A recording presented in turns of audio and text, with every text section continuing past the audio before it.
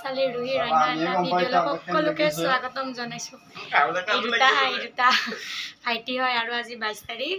তো মেট্ৰিকৰ ৰিজাল্ট দিব আজি 10টা বজাত। আমি অপেক্ষাত আছোঁ 10টা বজাত ৰিজাল্ট চাম বুলি। দুটাও পৰীক্ষা দিছে, দুটাৰো টেনশ্যন অকণমান বাঢ়িছে কাৰণ ৰিজাল্ট দিব ন।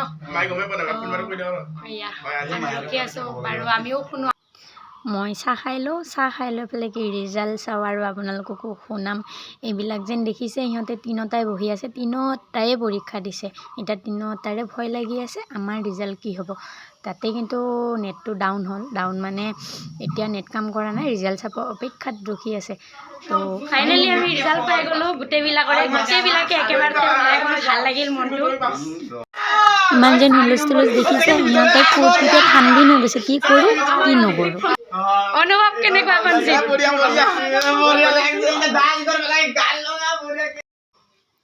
এই যেন ভিডিঅ' কলত যেন ছোৱালীজনী দেখিছে, ছোৱালীজনী মোৰ একেলগা পঢ়া ফ্ৰেণ্ড হয়।